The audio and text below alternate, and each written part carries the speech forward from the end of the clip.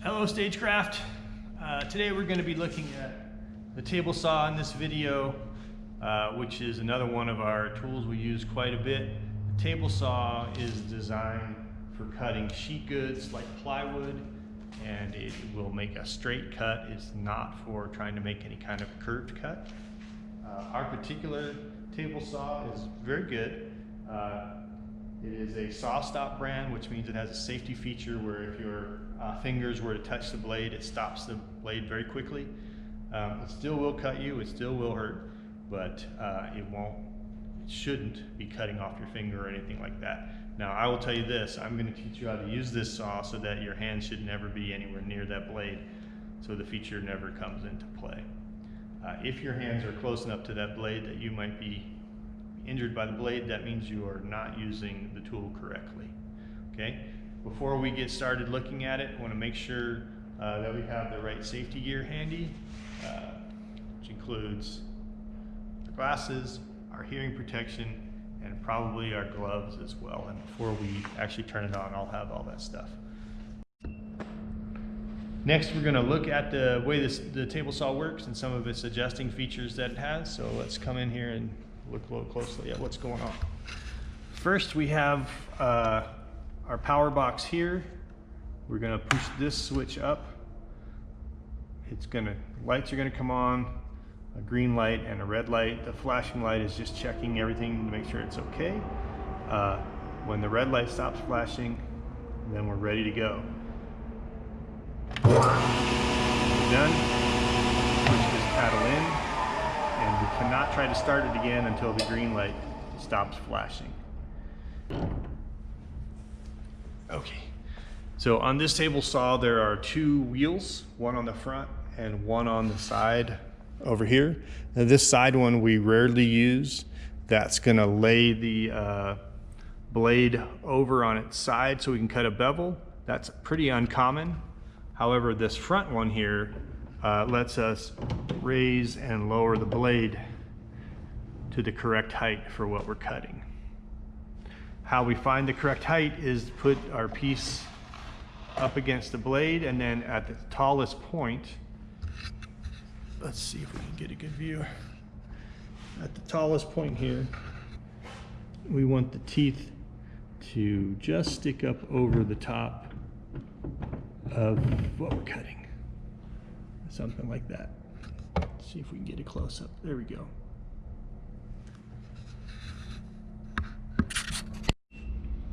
Once we've got the blade to the height we want, we can use this center knob here to lock the blade in. That keeps this from changing.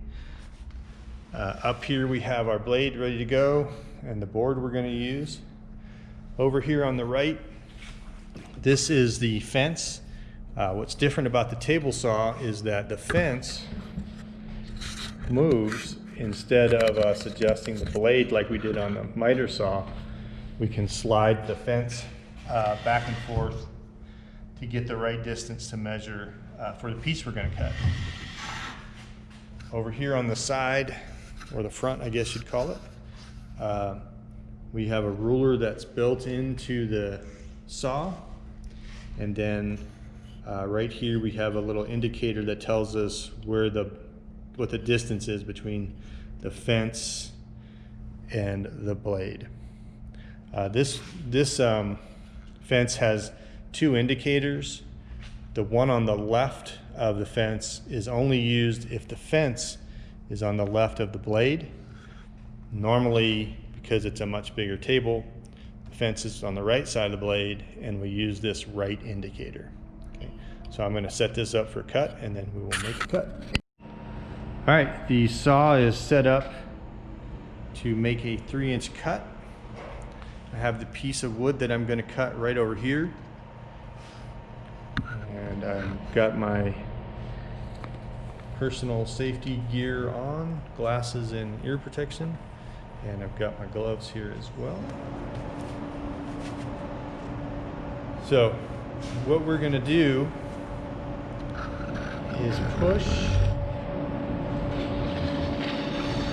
the wood up against the fence through the blade until it's cut all the way. get near the end there, we're going to use a push stick to help push the board through on this side so we don't have to have our fingers real close to the blade. There are a few safety features going on here that are good to know about. The first is this knife right here, which is going to help keep the board from turning sideways on you as you cut it. And then we also have these two feather boards here, which are designed to sort of catch the wood so it won't come backwards on you. The most common issue, safety-wise, with the table saw is getting the wood crooked as you cut it, and that will cause the blade to touch part of the wood that it hasn't cut out of line and try to push the board back at the person who's making the cut. This is called a kickback. It happens very quickly and it can be dangerous and painful, so it's important that you use the tool correctly so that doesn't happen. And I will show you how to do that. The simplest version is, we also have this cover right here, which will keep a lot of the debris that comes off from flying back at you, and instead will fall down into the saw. Comfort and safety feature. As I'm cutting, what I'm going to do is I'm going to be pushing the board through the blade, and I'm also going to push it against the fence. That's going to help keep it straight. And to do that, I normally have my front hand up here, kind of creating a little bit of pressure against the fence and creating a guide point, while I use my back hand here to push the object through. And then once I start getting close to the blade, I'll use the push stick to push through. All right, let's put this dust cover down. Be loud here for a second. Let's make a cut.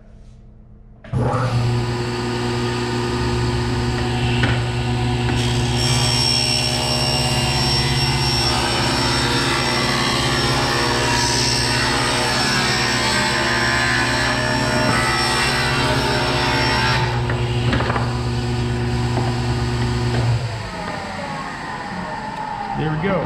There's a nice cleanly cut 3-inch wide piece of plywood for us. A couple things to think about when you're cutting. It's a little bit counterintuitive, but what we want to do is when we're pushing the board through, watch the board and the fence, not the blade. So what we want to do is make sure that the board isn't coming off of the fence. That's going to make sure we're making a nice straight cut. The blade isn't going to move, so we don't really need to watch that. Just want to keep an eye on our fence and make sure that the board is staying snug against there. One thing that can happen pretty commonly, this stop button is very close to where normally your leg might be, and it's possible that as you're making a cut, you will make the saw stop. If that happens, the saw needs to go all the way to its completion until the green light is solid green again and not flashing. You can back the wood up just a little bit, put one hand on the wood, and then when you start the saw, it's in an area that it's already cut, so it'll get up to speed, and you can just continue to make your cut, pushing the wood all the way through the blade to the other side. Right? Now, one of the things we want to think about when we're choosing to use this tool is how we orient the board. With all saws, we generally want the longer part of the piece we're cutting to be against the fence. So we wouldn't typically want to do something like cutting this. The reason is because it's so long, it's easy with a little bit of pressure out here to get the board crooked, which can make it kick back on us. So while we might cut this in a thinner cut this way, we wouldn't really want to use it this way unless we had a special tool that rides in here to help us do that. Okay, just basically makes a second fence right here. So a rule of thumb for any saw, you want the longer part of the piece you're cutting against the fence. That will make the safest choice when you're picking out what saw you're going to use. So that's all we got for this tool, and I'll see you in the shop.